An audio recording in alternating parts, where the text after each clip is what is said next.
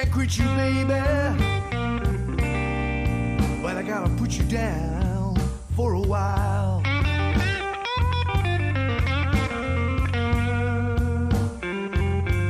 Yeah, I can't quit you, baby, but I gotta put you down for a while.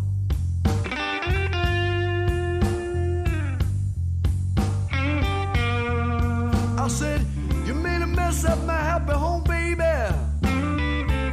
You made me mistreat my only child.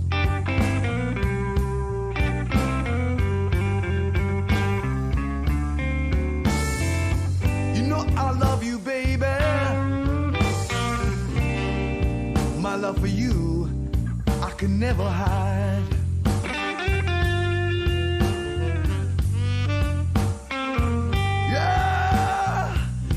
I love you, baby. My love for you, I can never hide.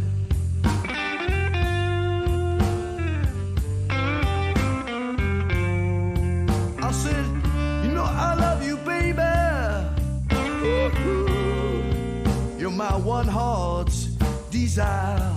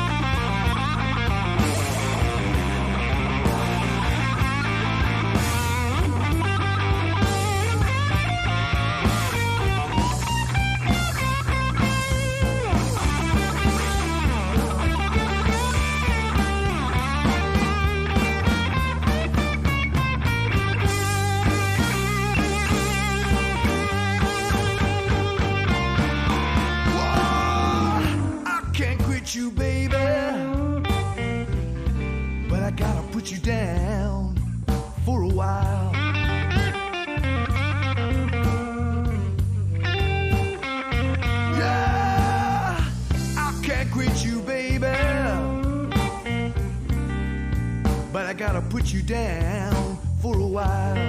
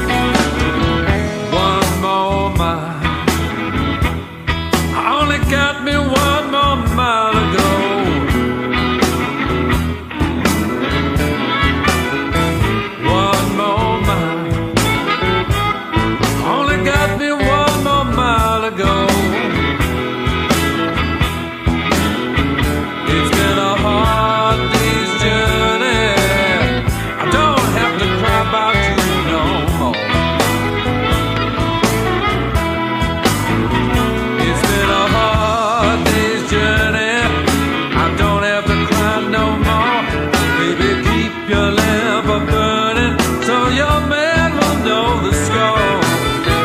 One more mile, only got me one more mile ago. It's been a hard day's journey. Don't have to cry about you no more.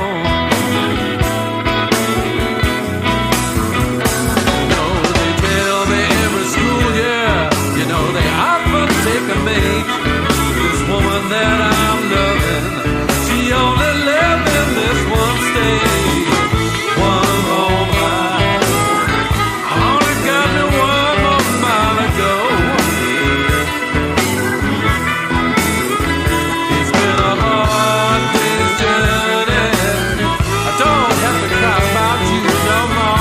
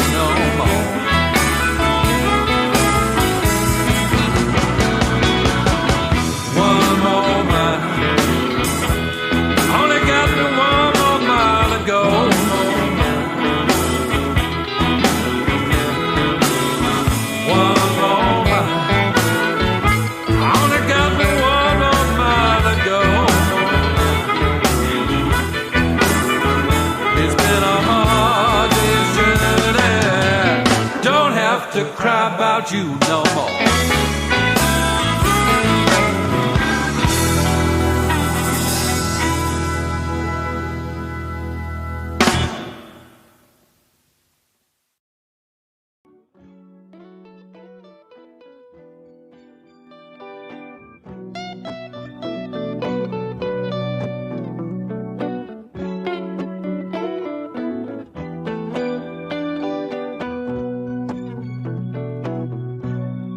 Took me by surprise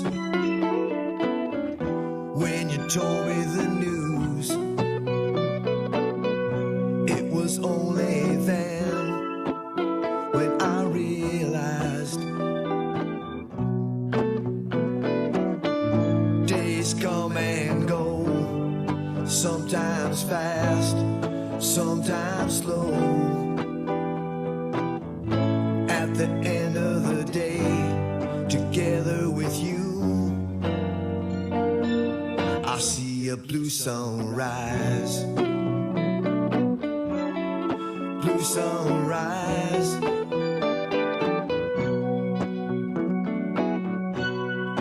Little boy blue came into my life, changed everything, but that's alright. Days come and go, sometimes fast, sometimes slow. At the end of the day, together with you, I see a blue sunrise. Blue sunrise.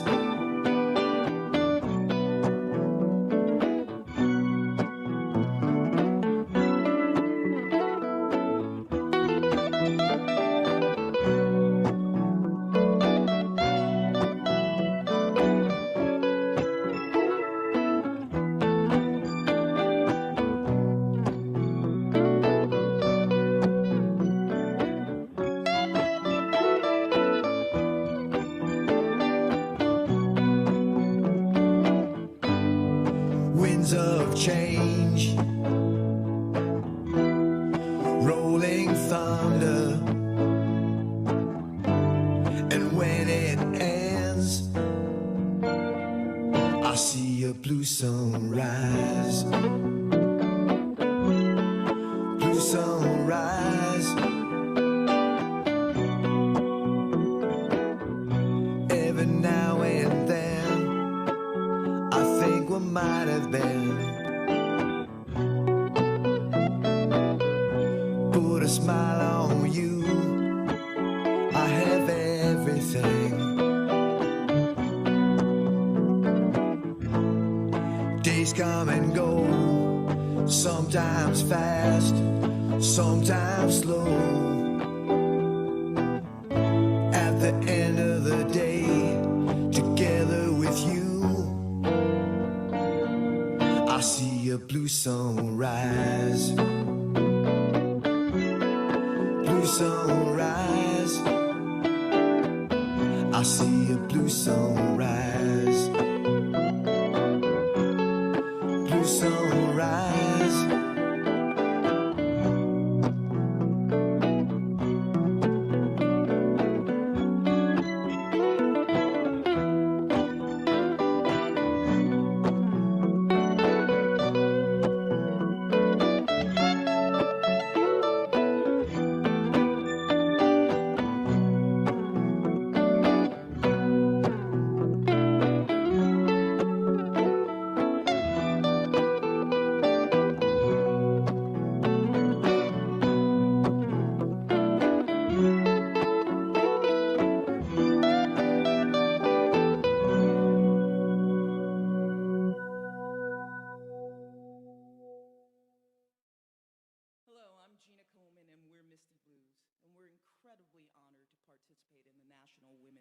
Showcase for the first time this year.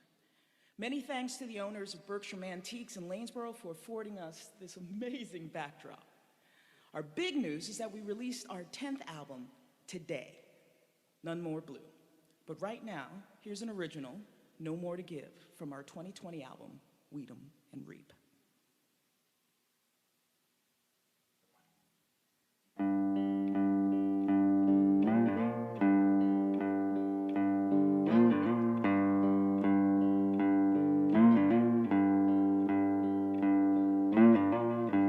My heart, take my soul, take my mind, leave me less than whole. Take my kindness, squeeze it dry. Take my strength till you make me cry. Oh, baby, I ain't got no more to give.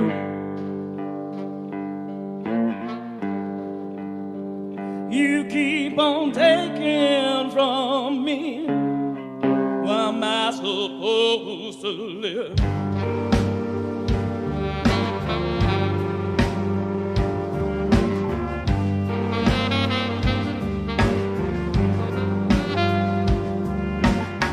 Take my patience, take my time, take my song, stealing all my rhyme. Take my thunder, hush my roar. Take my will till you shake my door. Oh, baby, I ain't got no more to give.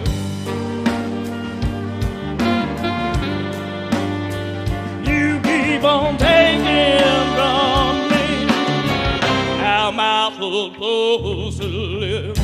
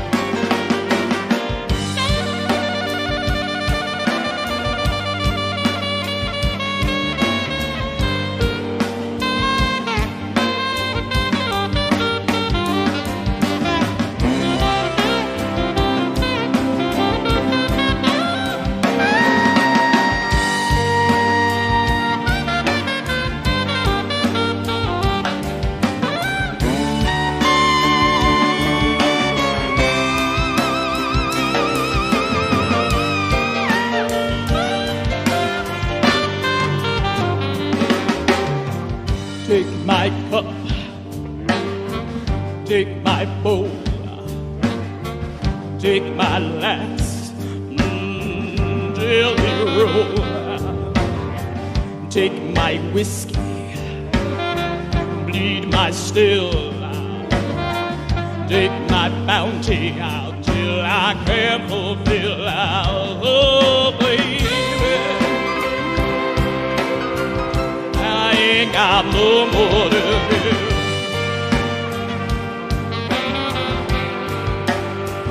You keep on taking from me. How am I supposed to live?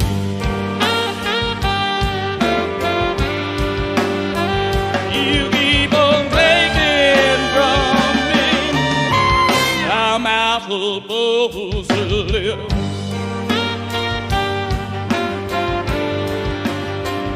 You keep on taking from me. How am I supposed to live?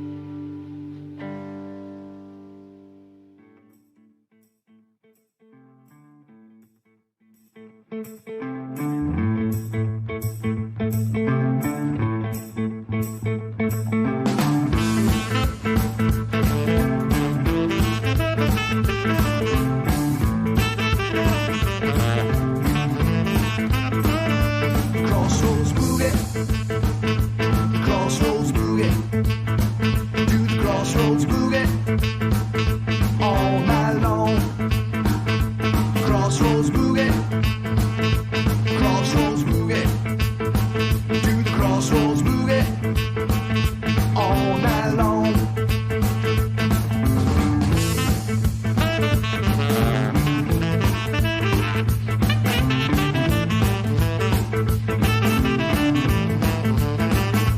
Crossroads boogie, crossroads boogie, do the crossroads boogie all night long. Crossroads boogie, crossroads boogie, do the crossroads boogie all night long. All night long, all night long, all night long, all night long.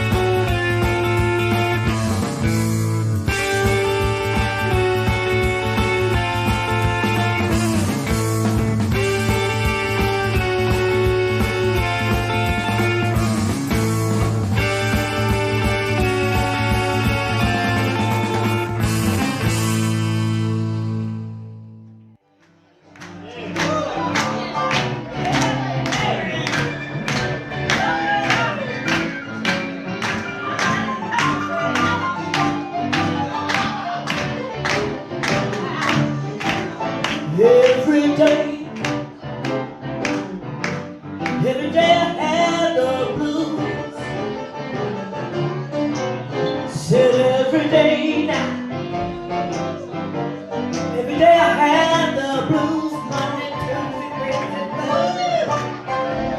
When you see me work, because you are head to lose. Oh, nobody loves me.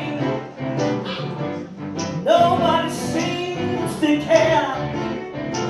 No, I said now, nobody loves me. No, ain't nobody seems to care.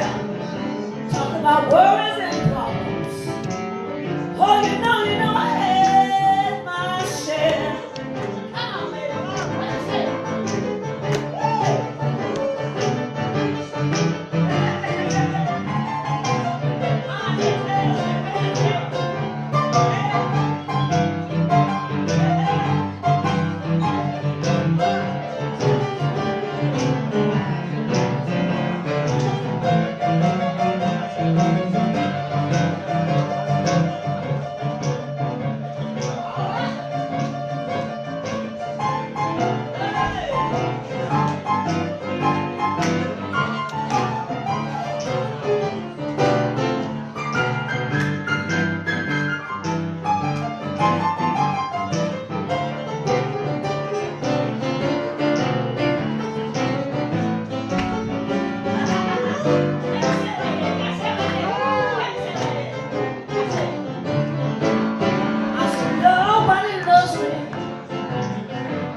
Nobody seems to care. No, no. Nobody love me, no. Ain't nobody seems to care. Talk about worries and problems. Oh, you know I had my share. Come on, Francesco. Hit it.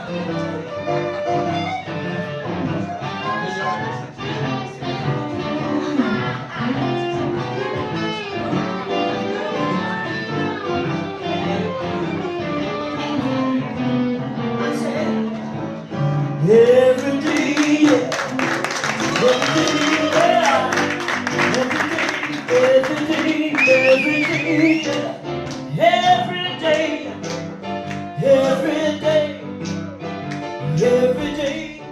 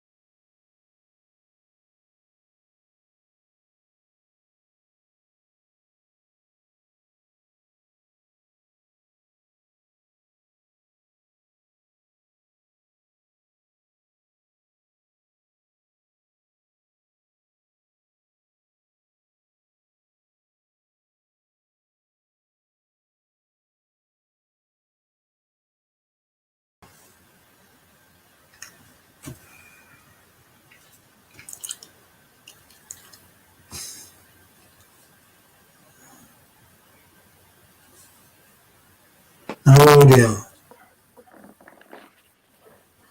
Hello?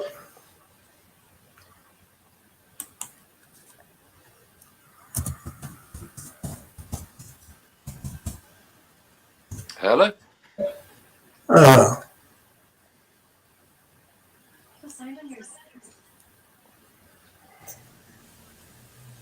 Okay. Cat, yeah. she's not listening. Cat? Okay. 1 second, Pete, Todd, 1 second. I'll get hold of Cat.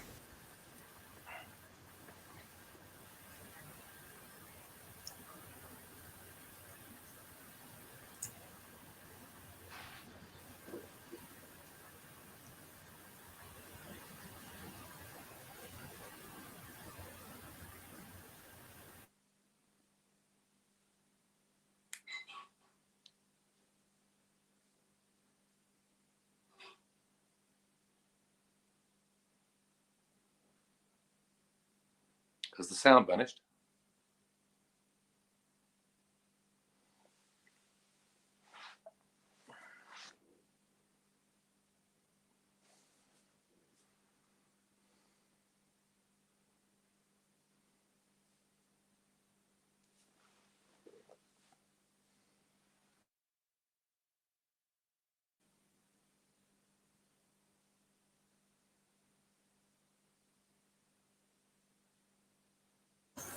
How's that? Hello?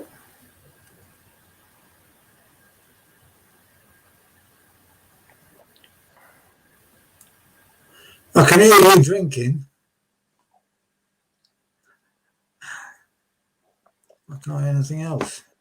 Blimey. 1, 2.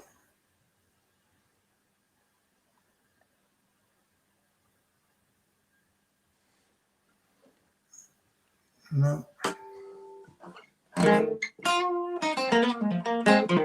can hear that. Okay.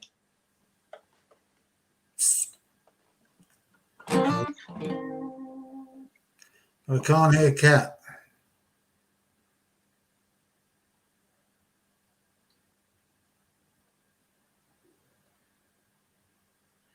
Ground control to Major Tom.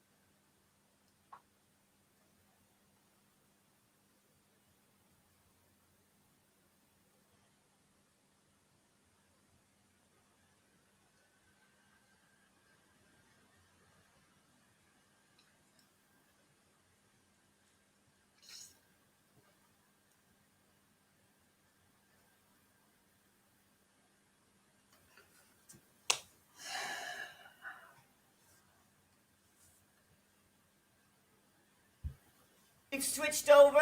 Now you can hear me, can't you? Thank you. I know. There we go. Look, hey guys, nobody can hear me. I'm going to say what I had to say again. Pete and Todd, you stay right there. What happened was we had a technical hitch. It just switched itself back on a different microphone, but now we're on the right microphone and we're good to go. So what I was saying, let me repeat myself. Hello guys, stay right there. Let me repeat myself. Tonight is a tribute show to our blues brother, Jimmy C. Some friends, family have come on to say hello and celebrate the life of our blues brother, Jimmy C. So while we're going to have a few people in the green room, we got quite a few people in the green room. I'm waving to you guys. I can see you and you can see me and hear me. I'll bring y'all in the green room in a minute. But first of all, we got 2 people that are going to step up. They were already there in the green room, and that's Pete Finstra and Todd Sharpville. What's happening, guys? Hello. Hello, Pete. Hello, Todd. How you doing? Hi there, how's it going? Yeah, good. That sounded really good. I don't know why my microphone switched over, but it switched itself. I never touched that damn thing, but don't matter because it's going live. Gremlins. So listen, thank you so much for coming on and being patient. What a great pre-show that we had as well, wasn't it? And that's from Patsy, our producer. Oh, good job. Yeah, so you guys can hear me okay? So Pete, let me start with you. You've worked with Jimmy C. In what capacity? Promoter, basically. What happened was, I'll tell you how I met him. It was quite funny. I was running a magazine years ago, and one of the correspondents we used to have was a Japanese guy who's shockingly, I can't remember his name or I can't pronounce it, but he was a great guy. And he was telling me about High Tide Harris, who I was a fan of, this guy from the West Coast, this old blues guy. He wasn't that old at the time, but he probably is now. And he kept telling me about High Tide Harris playing Tokyo. And he said, and of course, he's playing with Mr. Jimmy. And he kept telling me about this Mr. Jimmy. And I said, well, who's Mr. Jimmy? When he's, blah, blah, blah, blah, blah. Anyway, because of that connection, Jimmy, sometime after that, I can't honestly remember how long, came over to London. I think he phoned me up once and he said he's doing a jam somewhere near Finsbury Park, one of those pubs that used to be in Finsbury Park. At that juncture, I was living in Ealing in West London, which is a long way away if you don't drive. And I thought, I've got to go all the way up there. Anyway, I did. I got there. Miraculously, I got there reasonably early, about 8:45, which is quite early for a gig. And the place was already jumping. It was already jumping, the whole thing. Anyway, that's the first time I met Jimmy. I hadn't even spoken to him. He was just busy playing. And it's that image of him as being a kind of blues entertainer that sticks with me. Never forget that blues should entertain, and that's what he did. That's my take on Jimmy C. The blues is definitely, we should entertain, and blues is not always a thing that's downtrodden and sad, is it? Blues is fun, and Jimmy definitely did that, didn't he? Gave it an uplift, didn't he? Yeah, he kind of got the concept of a blues party, and Todd will know this. Otis Graham used to do the same, but in a different way. He used to mug you, really, but Jimmy used to charm you. He used to get everybody in the room on his side. Yeah, and actually, that was one of the things that I think held him back, because he was, unlike most blues guys I know, he had no ego at all. And you literally had to, as a promoter, I literally had to push him. I said, look, what have you done in your life? And he told me all about Japan. He told me about the West Coast, everything. And I said, look, and he had songs which he wouldn't play. He says, people only want to hear B.B. King, T-Bone Walker, which of course they did. But he was just such an understated guy, really, right to the day he died, sadly. Well, speaking of songs, Todd, you've sung some of Jimmy C's songs, haven't you? Have you written anything with him as well? Not written with him, but yeah, no, I've sung songs with him live, and I have an alter ego who plays the bass. Oh, I see. You're a fine guitarist and also a bass player as well. I didn't know that. Well, I wouldn't call myself a bass player, but in order to, I wanted to discover the bass properly, and in order to not sound like a guitarist trying to play the bass, which is always the first mistake of any bass player who plays guitar, I created a character in my head and gave him a name, K.Y. Jones. K.Y. Jones.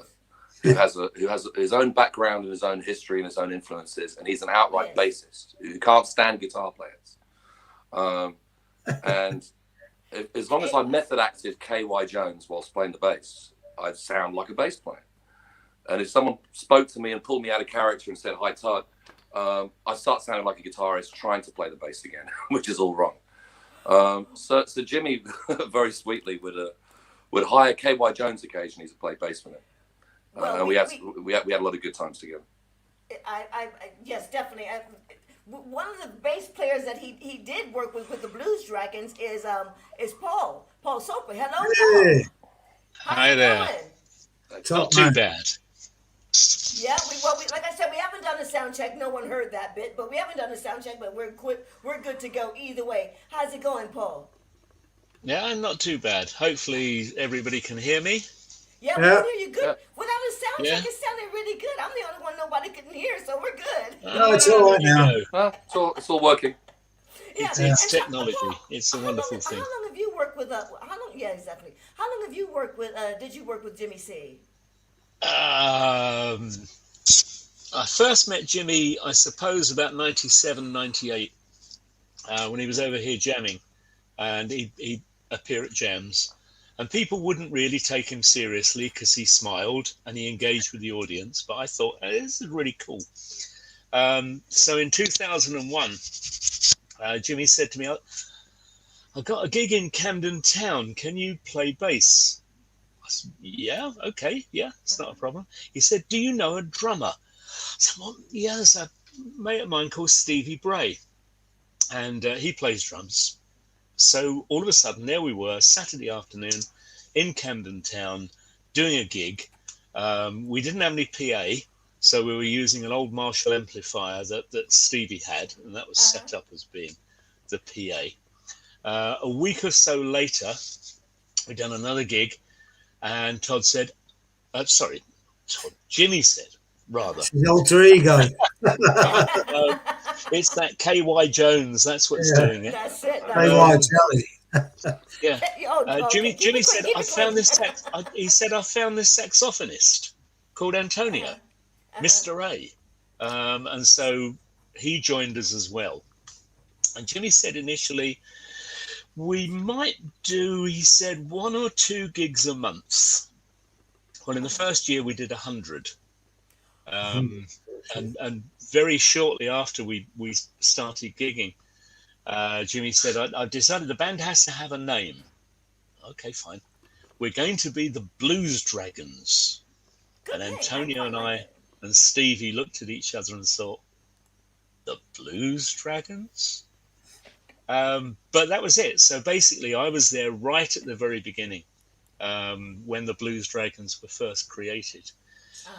When it became 100 gigs a year, that was the point at which I had a daytime job. I couldn't handle 100 gigs a year. So we had to start finding other bass players, KY obviously, although he came a little bit later on. Stevie also having a daytime job, he couldn't do every gig as well, so more and more drummers came in. And over the years, I think that's one of the aspects of the Blues Dragons that's kept it interesting. Yeah, because every time you play with the Blues Dragons, it might be a different drummer. Sometimes, more recently, it might even be a different saxophonist. But every time, because there's a different mix of people, it put a different element into the show. And Jimmy responded to that because, you know, he was there in the middle. He was controlling it. You know, there was never any set list. We had to listen. And that's one of the keys, I think, about playing with other people is listening. Yeah. You know, as long as you're listening to other people, you're listening to what you're doing, you can bring it together on stage. That's true blues style. But that was very much Jimmy. Jimmy was very fresh. Every time you heard him, you'd hear probably something slightly different because maybe it was a different lineup at that time. But yeah, so it would have been 20 years this month. You know, had Jimmy survived, this month would have been the 20th anniversary of the creation of the Blue Dragons. So, well, we celebrate that. Cheers. Everyone, raise your glasses to Yeah, that amen. notion. Definitely. Amen to that. Definitely. So what about rehearsals? What about rehearsals? What's that word?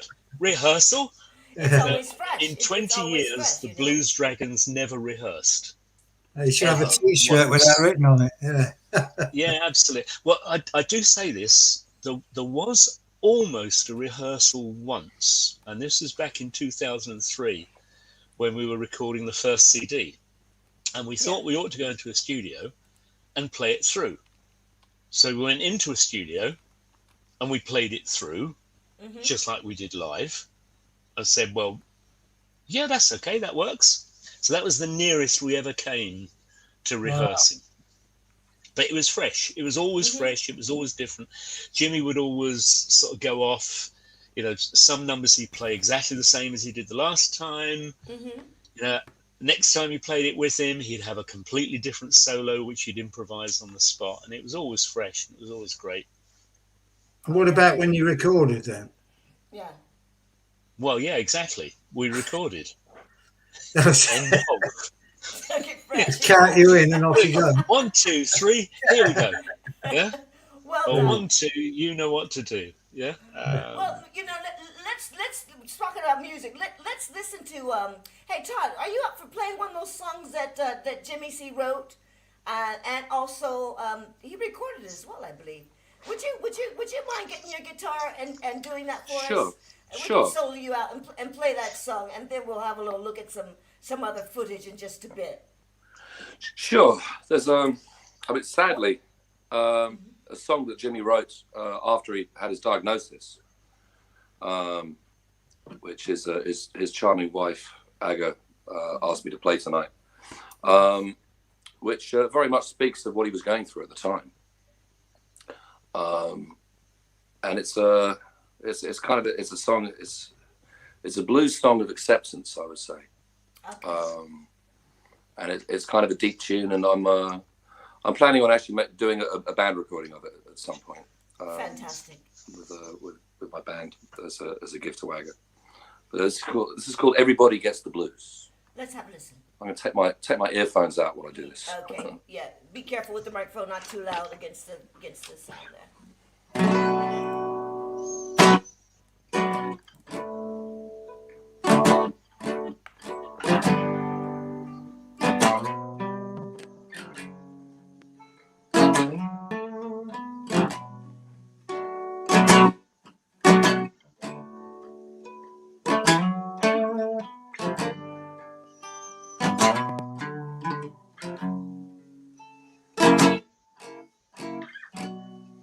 Well, everybody gets the blues sometimes.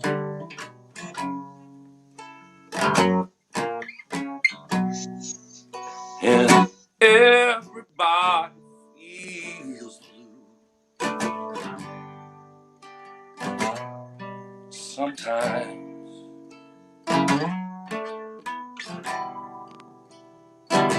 If I could turn back the clock, I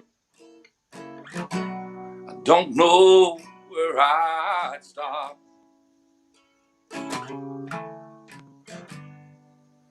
And everybody gets the blues sometimes. And I won't cry anymore. All my tears are dry. And I won't cry anymore to an empty sky.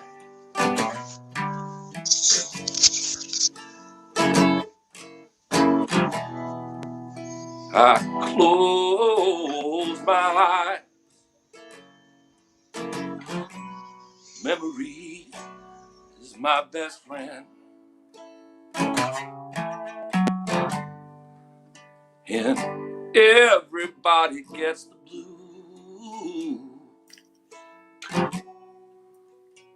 sometimes.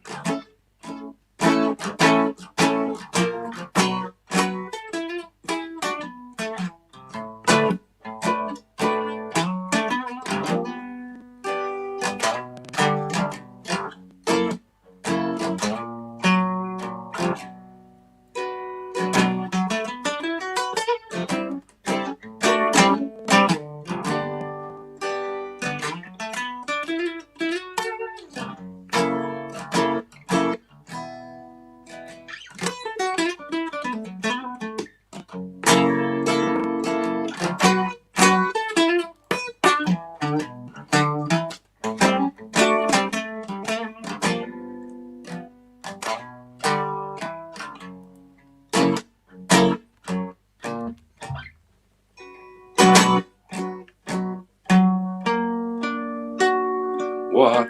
Everybody gets the blues sometimes.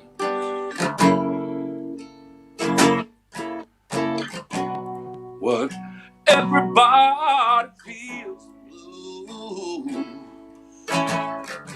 sometimes.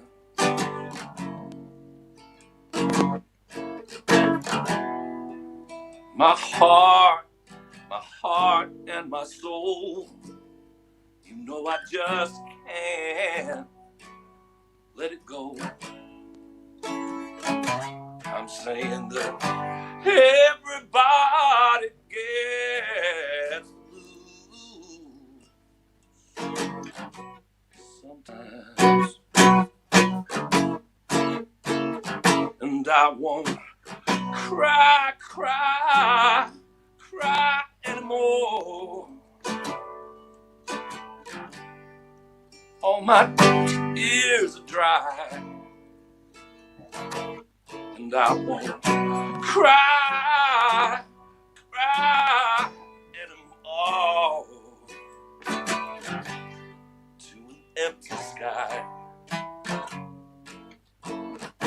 If I could turn back the clock, Lord knows that I don't know where I'd stop. And everybody gets the blues. Everybody gets the blues. Everybody gets the blues. Sometimes.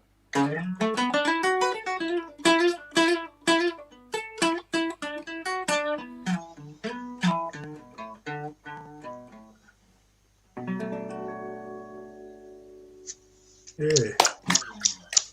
Let me be the first to say that's a beautiful song and a beautiful rendition of singing that song, Todd. You can feel that, and everybody got the good blues, that's for sure. What you reckon? Sure. Yeah. Oh, for sure. Listen, let's keep He going. saved Let's it. keep going. He saved the best till last, didn't he? You know, his Oh last, yeah. his Oh last yeah. two singles were excellent. But it's the, you know, it's the, I mean, it's so sad to see tragedy bring out such emotive music in Jimmy. But lyrically speaking, I mean, he really said it as it was, and as he was facing it and accepting it, and as things were breaking down for him. And it's so sad to hear, and yet it's such beautiful music, you know. And beautiful. Yeah. You know, we all, when we get emotion as artists, when we get emotionally affected by it's either illness or a love breakup, I mean, some of the best stuff come out because we do live on that. We live in our emotions. We deliver our emotions because we are performers, and that's when it comes out, you know. And we all appreciate what he's left us as well. So that's so cool. Let's keep going. Let's have a chat with. Let's see. Dano, you were here in the green room for a little bit of time. So, Dano, let me bring you out of the green room. Everyone, welcome Dano out of the green room. Oh, hi, Dano. Yeah. Okay, you got to check. Yeah, you wanted to check your mic before, so just check your mic, Dano. Because Hear me? Yeah, we hear you now. You had some questions. about That's it. Go ahead, fine. man. Excellent. Okay. I arrived in North London about 2012, coming from Cork and Glasgow in various. And when I first met Jimmy, my memories go back to the Railway Tavern in particular, where he played every Sunday night. We played every Tuesday night, Thursday night, I think it was.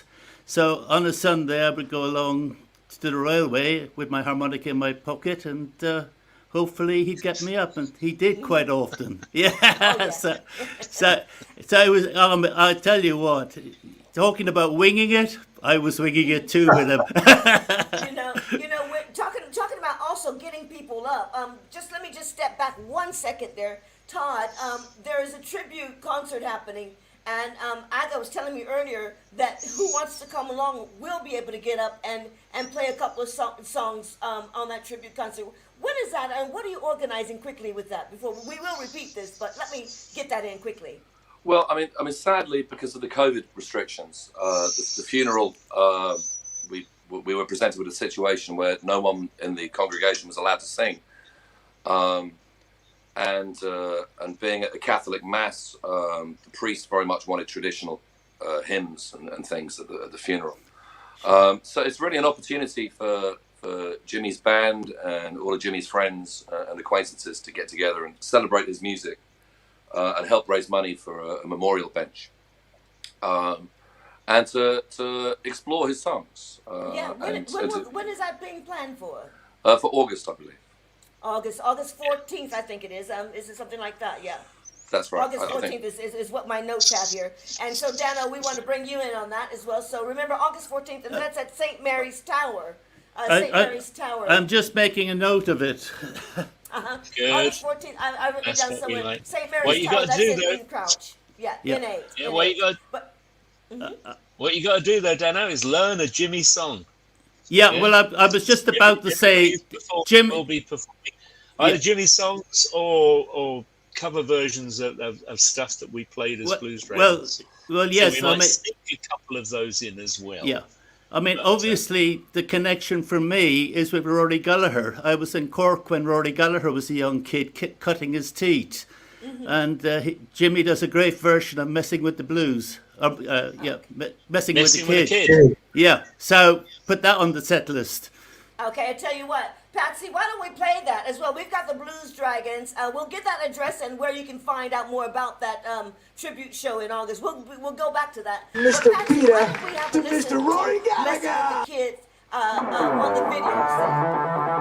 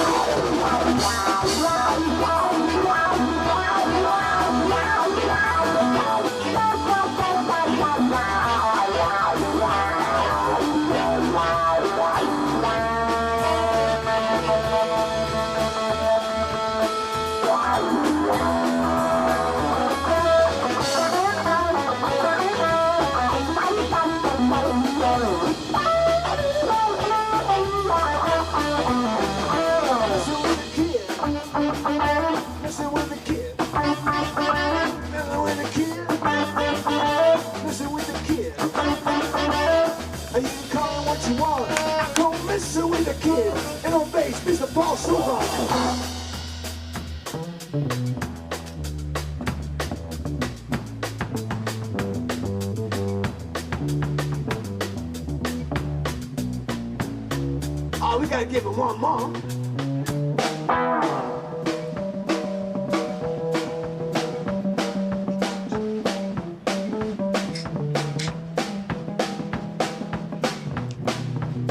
Give it up for the bass man, he working hard.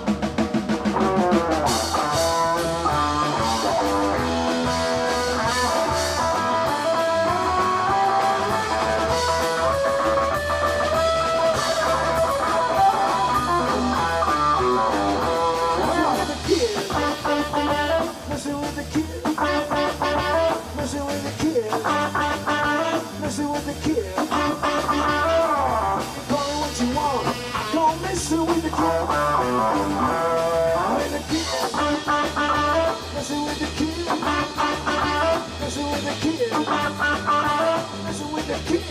call it what you want. I'm gonna mess with the kid.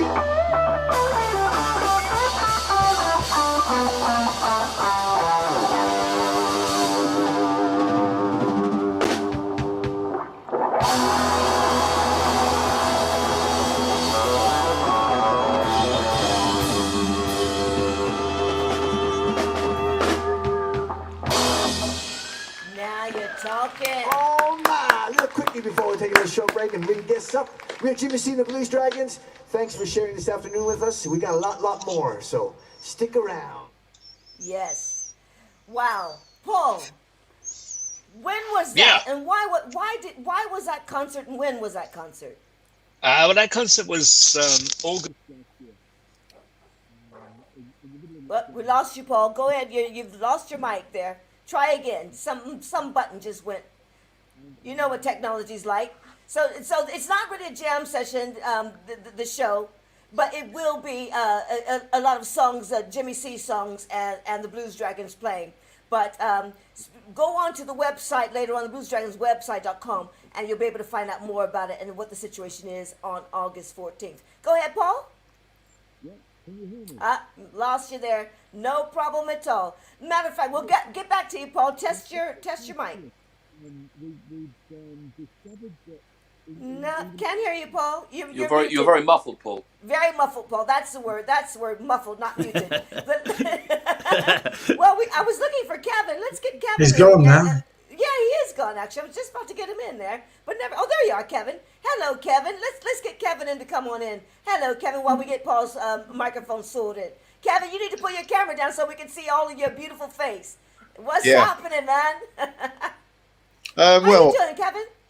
I'm fine, actually. Unusually, I'm not a musician or a producer or anyone who organises gigs. I'm just an ordinary fan.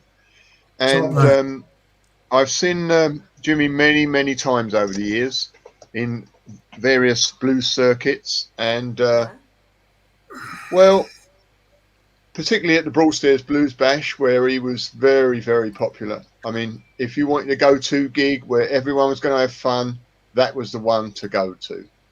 And much to my surprise, I was talking to my son about Jimmy C because I had Jimmy C come and play at my birthday party, which was one hell of a night. And he was saying that one of his friends, now my son's 34 now, and this would have been 5 years ago, and this actually was going back further than that. One of his young friends said that Jimmy C was his go-to band in London. That was the one he'd go and see above everyone else. I see. And I thought, blimey, what a reach, you know.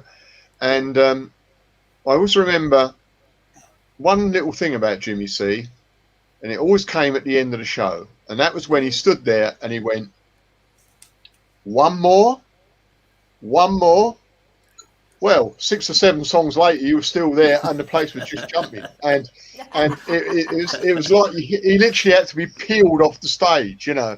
But the other nice thing about him was that whenever you met him, when he wasn't actually on the stage, like maybe in Broadstairs, ambling around in the daytime, you know, wandering from one place to the other, maybe earlier in the day going to watch other bands, he was always so genuine and such a pleasant person to talk to. And apart from the music, his family was absolutely right up there, and he couldn't stop talking about them. And it was just, I used to find it absolutely quite refreshing to meet a guy who was so good on stage and yet so humble and took joy in the normal running of life. But as a performer, and that's what he was a great guitarist, but a brilliant performer. I think he had very few equals, to be honest. I mean, I know people have seen him Ain't Nothing But, and they one hell of a night. And I've seen him at various gigs in Kent and the Southeast. But the night at my party, everyone at that party, and a lot of them were not avid blues followers, shall we say? Absolutely. They were won over. They were bowled over. They couldn't believe how good it was. And, you know, it's just so sad. So sad. Well, we're here to celebrate, and you know, this is life's journey, and we're here just to uplift the man's name and say hello, and we'll see our blues brother, like we say, up there on that other stage. Let's see. You know what I'm saying? So that's definitely. So listen, we're talking about blues brothers. I want to bring in an old friend of Jimmy C's from I guess back from Canada, really, isn't it? Steve, when did you meet? How are you? Steve Braithwaite. Hello, sir. When did you meet Jimmy? How long ago was that? Jimmy? Yeah, we were about 10 years old. 10? So go ahead. Turn your mic up just a little bit. Okay. There you go. That's it. Go ahead, man. Go ahead. Am You I were here 10 with you years old guys? when you met. Kind of. Yep, we can hear you. I am in London, Yeah. and I'm not in Vancouver now. Okay. You're in London now. Okay. A bit. Go ahead. Let's get you on. I'm going to pull somebody out of the studio so I can bring you in. Go. Yeah, great. Keep talking there. Yeah, Steve. I met Jimmy. I met Jimmy in Vancouver, of course. When we were young kids, about 10 years old, 12 years old. So we go back a long time. We had our first band when we were 12 years old. So we started our music career at 12. It was a band called White Fox. And from there we moved over, got some other friends involved, and became Thor, which probably, I don't know if you've seen any of those old tapes and old pictures. Yeah, those were great days. And we continued to play, indeed. And we played all through our groups together. And then each of us moved on and took on different projects. And then I came over in 87 to pursue music. And Jimmy came over, I think it was in 97, where we had our first band here called Lazy Hopefuls. Okay, Steve, can I just interrupt? Are you closer to your router? Can we get you a little better signal than that? Have you got another room you can move to that you're closer to the router? Because you're lagging just a little bit. Let me see. I'm gonna have a little. We want to hear that story. In the meantime, Patsy, why don't you pull up another video for us to have a look at? Yeah, let me and then move. we'll get back to see if we can get Steve a little bit closer to that router. Because we moving. want to hear what you got to say. Great story. Is that better? Hang on there, Steve. Hang on one second, Steve. We'll get back to you. This is a video from Russia, I believe it was, when he played in Russia. Let's have a look at that one first of all.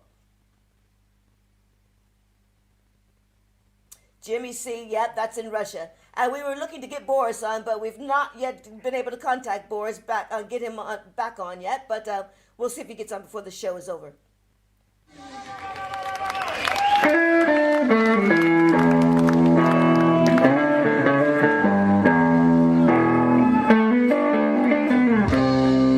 Hey Joe, I saw you going there, gun in your hand.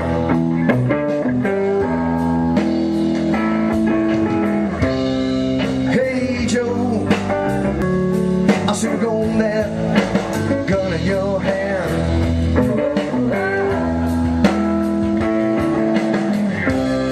I'm gonna shoot my old lady. You know I caught her messing around with another man.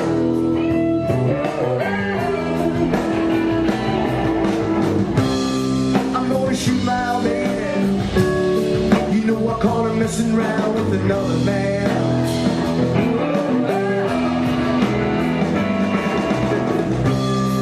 Hey Joe, I heard you shot your woman down, shot her to the ground.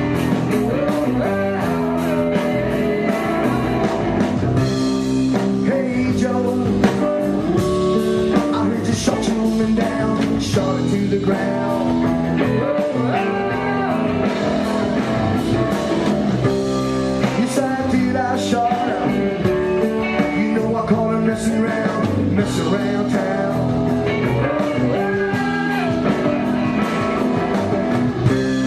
Yes, I did, I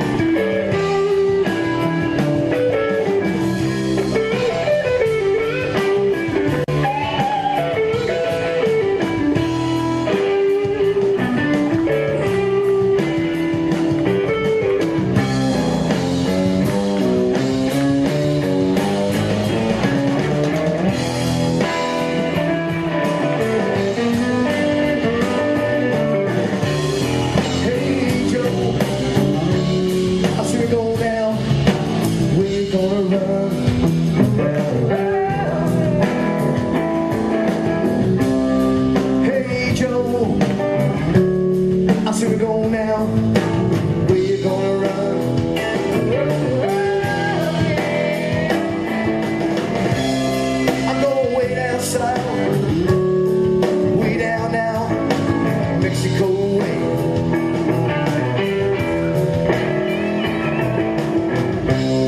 I'm going way down south, way down where I can be free, yeah.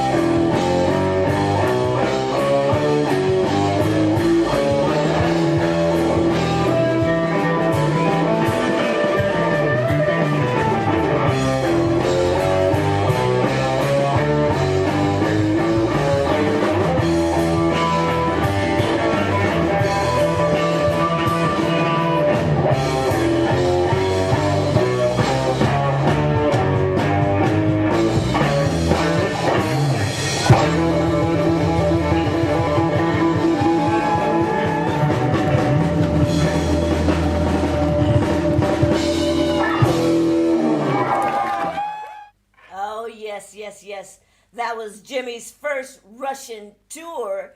That was in Siberia, Moscow, and St. Petersburg. Do you remember that one, Steve? Fantastic, wasn't it? It Yeah. made something so original, huh? Oh, God, Yeah, yes. very special. That's better. You can hear me now. Yeah, I'm on it's the still, screen. it's still a little bit interrupted, but that's okay. Okay, Paul, were okay. you on that tour, Paul? You didn't go? Okay. No, I wasn't there either, but I Okay. appreciate it now. Yeah. and Pete, would you have promoted anything outside of the UK for Jimmy C? No. I think I may have given him some contacts, some of Okay. which he used and everything else. But no, I just did the southeast really. I mean, a lot of his London gigs were North London and the Broadstairs Blues Festival. But I put him on in the Beaverwood Club, which is Chislehurst. And I think we did Worcester Park, and we did. I think we did 3 or 4. Anyway, 3 or 4 different shows, venues with him. But the interesting thing was, as everybody said tonight, he got exactly the same response with all those different audiences, you know. Oh, my goodness. Actually, the one that always sticks in mind is the Torrington, which was North London, of course, in Finchley. And that was he did a late. He was depping for somebody at the very last minute. And the interesting thing about that place was people would only come out if they knew who the band was, really. Mm-hmm. And if they didn't know the band, it was very, very difficult to. I mean, it was quite an expensive place to go. But anyway, he depped for Steve Marriott or somebody like that. I can't remember who it was now. And within 3 numbers, he had him. You know, I thought, well, I could bring him back any time now, really. Mm-hmm. But of course, he was. I think we're already booked up for the next year or so. But you know, fantastic. His usual response that he got. But that was the most conservative small C audience I ever promoted to, and he got them. You know, 3 numbers in, and that was a measure of what he could do. You know, exactly. It goes a long way. You know, Steve, I heard a story about you having a business right near where Jimmy lived, and that was kind of in a serendipitous situation. What was that about? Yeah, well, it's quite odd because I was running some franchise, Tony Guy franchise, and we were in another town, and we went to do a gig at the railway opposite Tony Guy in Crouch End. So I was singing there the night. I remember walking out, seeing a Tony guy there, and somehow it ended up coming my way. So in the end, I was living in the same town as Jimmy, which was wonderful. So we used to catch up a lot.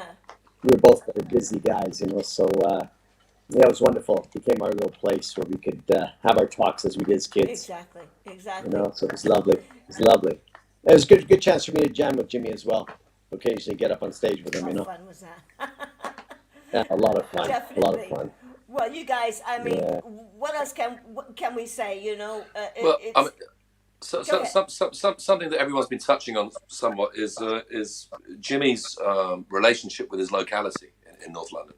Yes. I mean, I met Jimmy originally, I think, back in the late '90s, mid '90s possibly, and I'm a North Londoner. And all my original gigs as a kid in the early '90s were bars around Islington, Crouch End, Finchley, Turnpike Lane, that kind of neighbourhood. And as long as I can remember, I mean, Jimmy was a fixture in the area. I mean, you could be going out with friends and stumbling into a bar, and where there was a band playing and there was a hip vibe going on, Jimmy would undoubtedly be the act who was playing, and you'd see him pretty much everywhere. So he became, you know, one of those guys in the community. I mean, he was really a community musician who was that friendly, smiling face in the community that people would recognise, and who inspired and cheered people locally. And that's, you know, obviously one big sad missing element of what we see from here on in is we don't get that big smiling face in the bars waiting to greet us when we're out causing trouble and raising hell on a Saturday night. Definitely, guys. But yeah, he was very much, you know, very much a North Londoner and very much a fixture in this neck of the woods. And Dano, any few last words coming from you about our blues brother?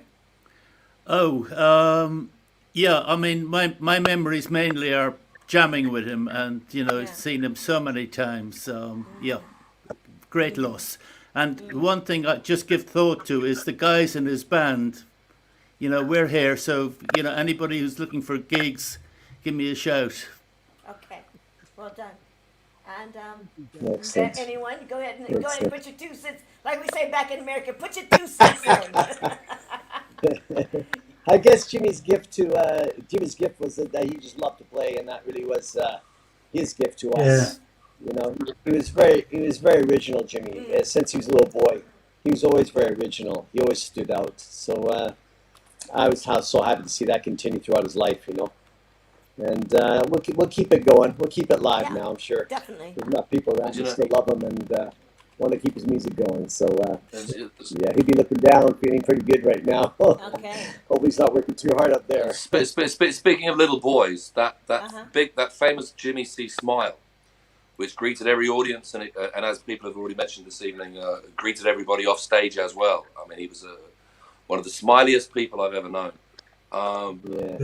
We saw that smile the other night after the funeral from Cosmas, his little boy, who has exactly the same smile. Oh my God. And he has exactly the same naughty grin and glint in his eye. And at some point in the future, I'm sure we're going to see Cosmas playing Daddy's guitars.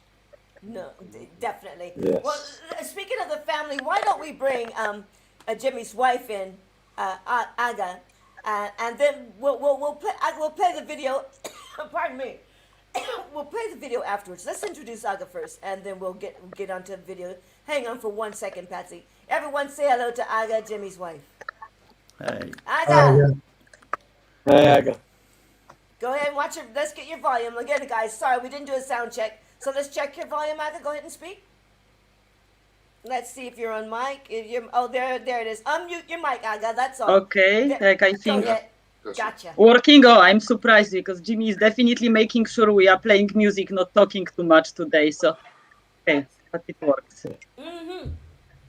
Aga, we thank you for allowing us to do this tribute show tonight, and we really appreciate everyone coming on. And we wanted to share with everyone a little bit of Jimmy. We've talked about Jimmy on stage. We want to share a little bit of his personality at home. Patsy, Can we get one of those videos of Jimmy playing in his house, maybe the 2-minute one there? And we can all share a little bit of what he was like on his personal level there. We can get that running first of all, and then we'll come back and have a little bit of a chat with Aga in just a second. Let me see, where is Patsy there? Okay, you got that video coming up, Patsy. There we go.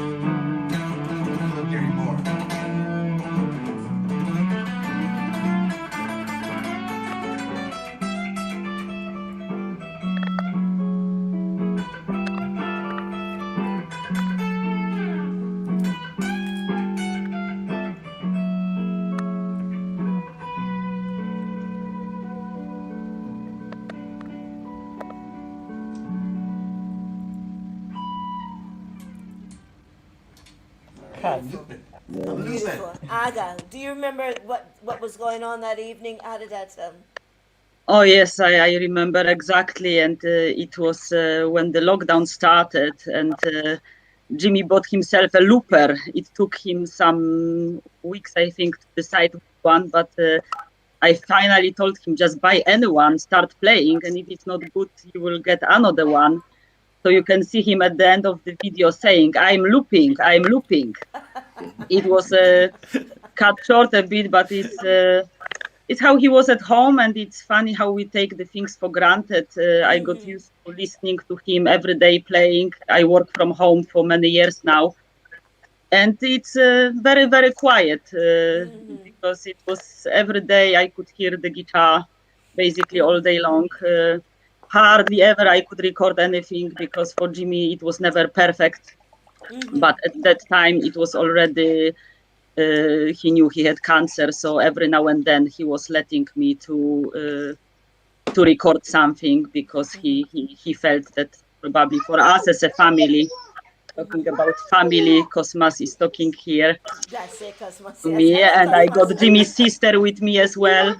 Okay, because, hello, Jimmy's sister. Hello. Crisola, you can show yourself from here. Yeah, welcome to Live Talking Blues. Come on into the fold. You know. Hello, what's your name? Crisola. Right, talking about how was Jimmy, very strong family relationship. As you can see, his sister is one of my best friends, and he's here with me. And Cosmas is talking about his daddy. Yes. So we all miss him very much, and he has been a lot of fun, like his songs. He was often laughing and smiling, not always. He also could get mad, which was keeping a nice balance. Yes. I think one thing about Jimmy was that he has been constantly working on getting better, not only as a musician, but as a family person, as a husband, as a father. I said it at the funeral. I was always impressed, much harder working than me. He was always trying to make everything right. Yes. Had a lot of crazy ideas, making our life really excited. It's hard to get into his shoes now, being mom and dad to Cosmas. Kind of, I can never give him the same amount of excitement as Jimmy. Cosmas used to cry daddy when he was in trouble, not mommy, because they really had strong bond together, playing football and also playing guitar, although Jimmy was not very keen on touching his instrument, so he was preparing for Cosmas his start set rather than Les Paul. And he also had, like, you know, with my daughter, Jimmy's stepdaughter Rahela, he also had a strong relationship. She had the benefit of having him for over 15 years in her life, while for Cosmas, we have to make sure that he remembers daddy forever. And of course. And yeah, Jimmy wanted to be remembered for his music, his big smile, and the way he was before it all started 2 years ago. Yes. Although he was a fighter, you know, I have to say, for someone who was diagnosed with cancer, going through Whipple surgery, which is a surgery which can kill you by itself. 6 weeks after he was playing a gig, people are recovering 6 months, and he was on stage 6 weeks after.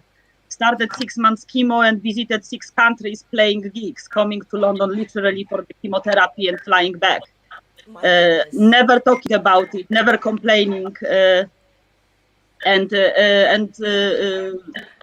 After half a year from the surgery, he had full calendar booked, like, you know, gigs for all year, and then we had lockdown. It of course changed the plans, and after cancer came back, the only positive thing about it was we were spending lots of time together, much more than we could. But it also meant that Jimmy couldn't play, and music was most important for him. It was his life. It was not a hobby. So it's the reason we created Blues Picnics, by the way. Exactly. And blues, to keep him, you know, playing and keep other musicians playing and keep the live music alive, because it was looking like, my God, you know, where to play, you know, where to go to have fun. And that was during the first lockdown, was it? Where you did yes, it was in I think June 2020, when I originally wanted to find and do like drive-in show for Jimmy, but it was looking like drive-in so show. That's what we do in America. There's no cars going. Like exactly. I thought, like, our friends got no cars. Who will come to the show? You know. and then we were walking next to St. Mary's Tower, and there was a small concert.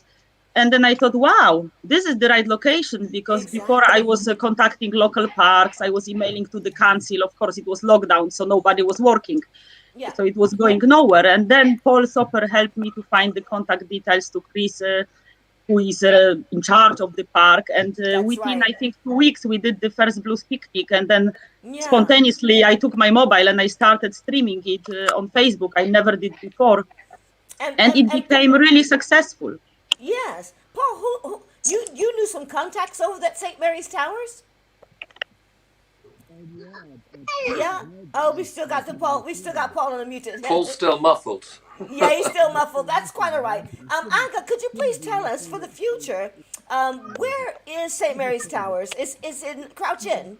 Yes, St. Mary's Tower is in Hornsey. It can be found pretty easily if someone Googles it. And Chris Arnold is responsible for it. It's called the Intimate Spaces, because there are also, before lockdown, it was possible to have small events inside the tower. It's a beautiful place, very historic, and all the place around the park belongs to the church. It's cemetery, and Jimmy wrote a song about one of the people who got a grave there, American slave, and a beautiful song, but the only recording I got is on my mobile, and I hope that with Jimmy's friends we will maybe make something and maybe play it during the tribute in August. That sounds like a great idea. That sounds like a great idea. I love to hear that song, because I'm a descendant of one of the American slaves. So this was he became free at the end, and it's the reason he got a grave there, as I think the only person of color. And Jimmy was really moved by the story. He loved his story, and while walking around, he found out this grave, and he did his researches, and then he wrote a song about it. Now, it was. Jimmy played for 45 years. That's how long his career was, is it? Yes, since he started as a teenager. Steve maybe could tell more about his first bands, but also Jimmy was guitarist first of all, and he played with different bands. But when I spoke to Jimmy, he told me that he decided to start singing to be independent, because he said if you got a band, you always rely and depend on other people. Sometimes they can, sometimes they cannot. Sometimes they decide not to play music anymore. Bands are often having conflicts, and so he decided, okay, I will sing, because if I'm singer and guitarist, in worst case I can go solo, and then he built up around it. Yeah, I say in worst case because he definitely preferred to be in a band, and he Steve, was guitarist first of all. You remember that, Steve? Yes. Yeah, I think Jimmy was always sang. From a little boy, he was singing. Yeah, I was the main singer, but he still sang. Yeah. But he never and he had a felt. very he always had a very natural sounding voice, though. It kind of grew on you. So it's an interesting voice, Jimmy. Yeah, very unique. Absolutely. And I think it suited his music really well. In the end, I think he was the best one singing his own songs. Yeah, the way he delivered them, it was special. Well, Also, I think it was lucky that his voice was unique, which means whoever saw Jimmy once or heard him would remember him and recognize him again. Not many people are so lucky, and he was always saying, "Yeah, I am lucky person. I'm lucky person." And I think it's we have been extremely lucky, and until 2 years ago we had everything. It's. And everything in the meaning, everything. You are just happy. That's it. And, I love that you had Beautiful. everything. That not too many people can say that. That's for sure. And it's how we felt. It's genuine. Yeah. Well, let's have another look at another video. Patsy, what you gonna play next for us, so we can share some more of Jimmy's work? What have we got there? Go ahead and put something on for us, because I have a list of things and I get lost.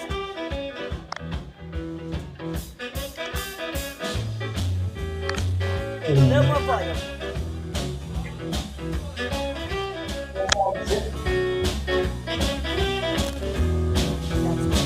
Oh, baby, now I'm smoking, drinking gin. I'm smoking, drinking gin. You throw me in a shape like a man. I'm smoking, drinking gin. While I'm an old good lazy son of a gun. Baby, whole lot of fun.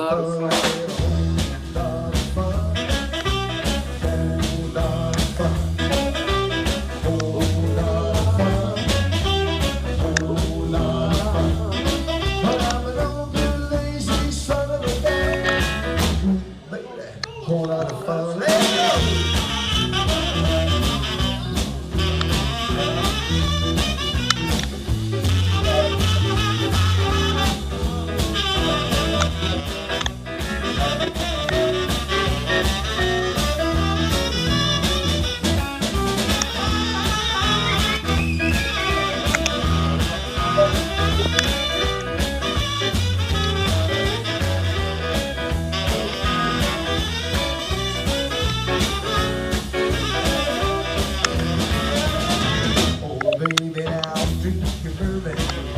go! Drinking bourbon all night long makes me wanna sing this song. Drinking bourbon all night long. When I'm an old good lazy son of a gun. Ooh, baby, whole lot of fun. Whole lot of fun. Whole lot of fun. Whole lot of fun. Whole lot of fun. When I'm an old good lazy son of a gun. Whole lot of fun, whole lot of fun, whole lot of fun, whole lot of fun, whole lot of fun. But I'm an old good lazy son of a gun, baby, whole lot of fun.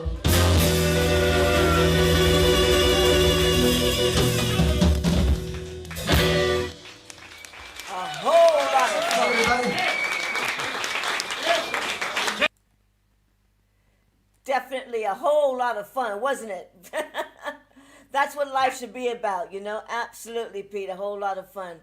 Listen, and so you guys were together for quite a long time, and you watched his music develop and twist and turn. You saw some of the songs he wrote, and what song do you just stands out in memory most, or is it the most recent one that we experienced earlier on this show that I'd love to hear again? Yeah, first of all, I met Jimmy because of his music. So I fall in love with the music before falling in love with Jimmy. So I have been his fan before I became his partner, and after 10 years later, his wife. We have been together 15 years, but Jimmy already had 45 years of life and career behind him. From the are important for me. Is definitely Still Be Loving You. It's the song I chose as his goodbye song in the church because I think this song is exceptional. And second thing is Everything You Want, You Got It, because the song was about us. It's basically, we made a plan, and we stuck to the plan. So we got driving licenses, car, we got engaged, married, we had a baby, all within the 5-year plan which we made, and the song was at the beginning before we started, and it always makes me very emotional because we were it was, the plan was simply coming through. Within shorter period of time than we thought, because when Jimmy told me, okay, let's wait 5 years, I looked at him, are you joking? You know how old I am? It's, I think 5 years a bit too long to start, and then he decided, okay, we start now, so we will have it within 5 years, and we did within 3. And if the cancer didn't stop us, probably we would have the second baby or third child, including my daughter as well. But it was not meant to be. Life This is went different way. This was the plan. Yeah. I'll Still Be Loving You. I think that's a 7-minute video. We may not listen to the whole thing, but let's get a little bit of that in because we're going to be rounding up very shortly. And we go over an hour, just about how long we carry the show on for. But let's have a look at this. I'll Still Be Loving You. We won't let the whole thing play, Patsy. Just give it, 4 minutes or so. Just a minute. And then we'll a little more volume. Great.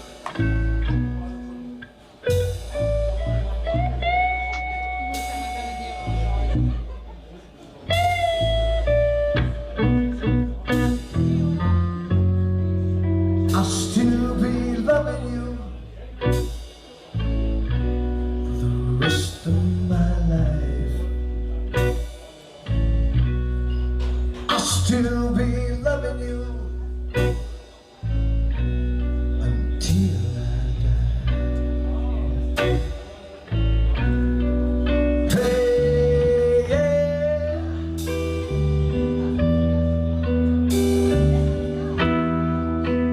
What's a poor man gonna do?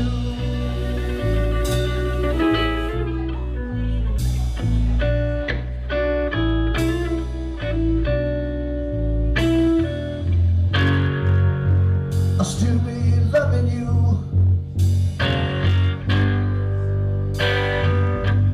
'Cause I got it so bad. I got it so bad. The seasons coming on. My heart stays the same. I'll still be loving you forever again. Hey,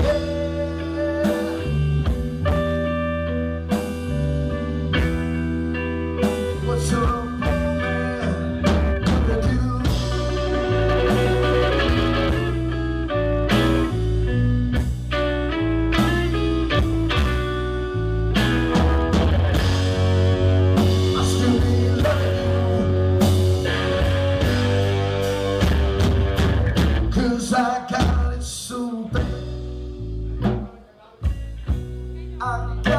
soon play.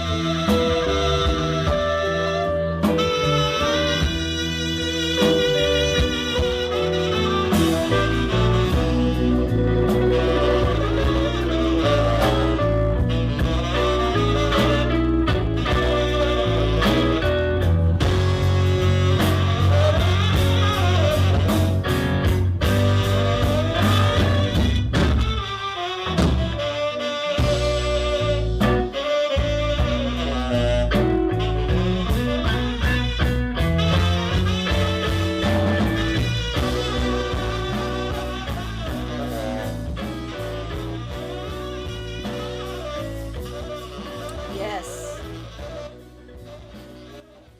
Some great playing, some great playing, some great saxophonists as well. Who are the saxophonists that you use when you're not, who are the other saxophonists? Hello. No. Hi, Kat. I don't know who is whom you want to answer, but Yes. there was Antonio Campbell, and apart from it, Jimmy had two saxophonists, Dave and Albie, and in the last blues picnics we had 3 saxes, and I think it was making the band really unique. Whoever is looking at the recordings, because there are not many blues bands which are playing with 3 saxophone players at the same time, and it was actually very, very exciting to see them working together. Very, very powerful, don't you think, Paul? That was very, very very strong lineup when you. Oh, I keep forgetting. Paul, we are about still that. muted. Yeah, you're still muted, Paul. I'm so sorry. Todd, did you play with any of the saxophonists with Jimmy C? I did indeed. Strangely, Albie. Albie was on my very first album, "Touch of Your Love," on Red Lightning Records back in 1993, and used to tour with me quite prolifically around those days. And it was a real surprise to see him playing years later with Jimmy. And we'd lost touch over the years, and it was great reconnecting with him again. And it was all thanks to Jimmy. Yes. Well, that was the thing. He was a great communicator with the people. I remember the time. I think was that Paul. You and I played together at Ain't Nothing But. I flew in from Spain and we won't get you to probably answer that, Paul, because you're muted. Let me see. Go ahead and try to speak, Paul. No, it's not working, Paul. Sorry, darling. But I flew in from Spain, and Aga was saying to me that Jimmy wanted to play fresh, and everyone was saying he never wanted to rehearse. So I flew in from Spain, being a typical Virgo that has to have everything in like A, B, C, like that. And to know that no one actually had rehearsed the songs off the CD. But you know what? We played a 3-hour, because they back in the day used to do a 3-hour set and Ain't Nothing But. We did a 3-hour set with no problem, didn't we, Paul? Paul's doing thumbs up. We did a 3-hour set at Ain't Nothing But without any rehearsals. And that's pure fun. Definitely pure fun. One way of putting it. Yeah. Absolutely. So we also played in Scotland together as well. And I believe we played, I think, did Jimmy C ever come over to Spain? Yes, he did. He did. I thought so. Yeah. I think it, oh my goodness, 2011. There is one video of him. I'm not sure. I would have to ask Kevin from Anything But Blues Bar, but I think some time ago, definitely, about 10 years.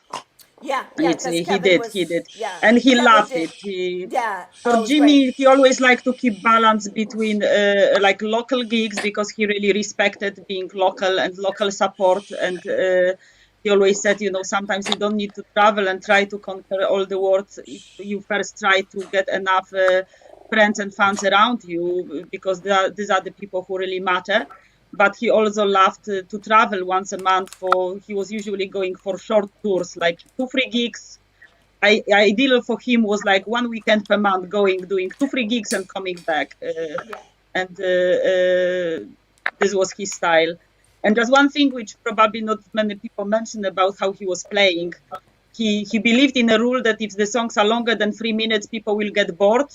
So apart from the long songs he wrote, like the slow ones, like Still Be Loving You, or Everybody Gets the Blues, he kept his songs really short, and he never was doing any talking between them. So it was just flowing. Everyone was dancing, and depends if people were dancing or melancholic, he was changing what he was going to play next. And you know, this was what made me, like, you know, it amazed me, because the shows were so organic and so full of energy, and respecting the public and adapting to them, that it was like watching him. I was always, when friends were coming to talk to me at Jimmy's gigs, I was always like, oh my goodness, I came here to listen to him, not to chit chat. We can chit chat after, you know, leave me alone. I want to dance and listen, you know. It's to the music, yeah. Yes, definitely. yes, yes. And he was never scared of being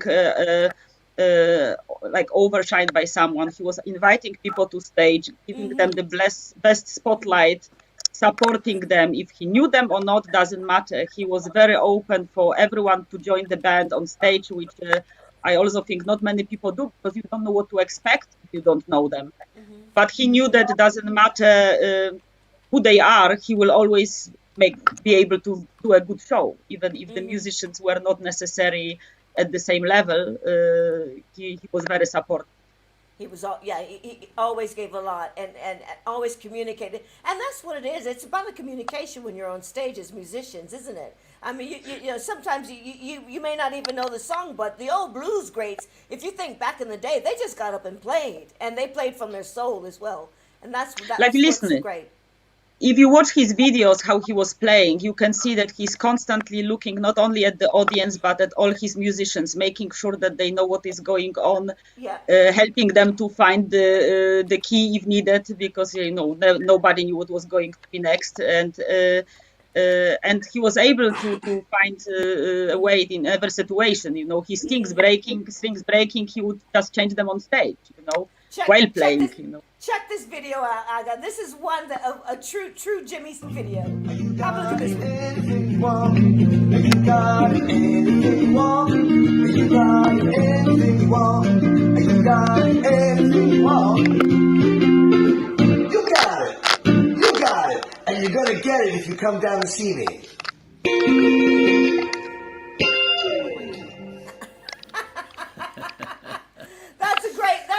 That's an absolutely brilliant video to start to wrap up and thank everyone for coming on the show. Aga, you got any last messages, any last words you want to share with everybody?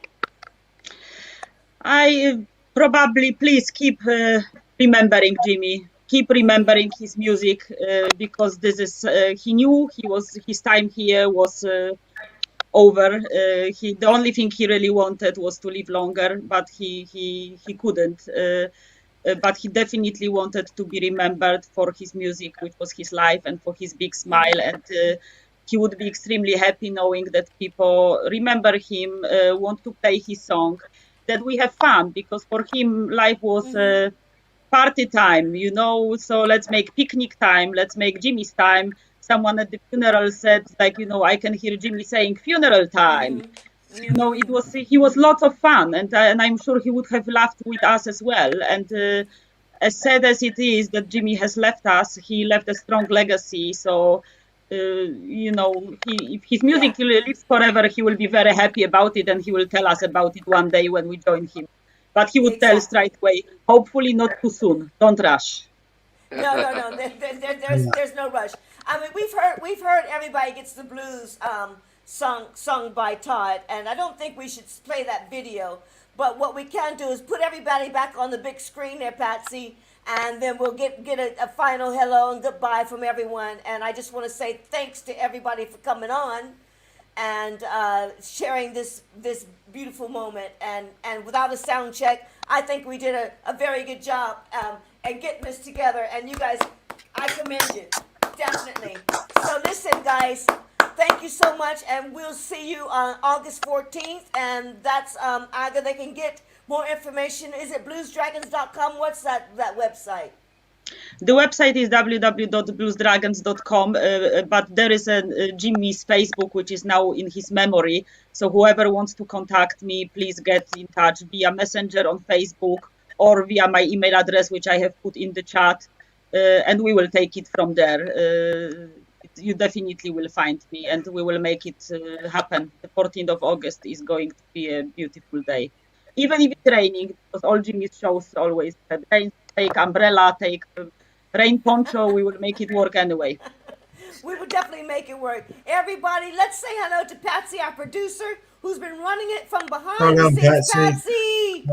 Thank you so much, Patsy. We really appreciate everything you've done tonight.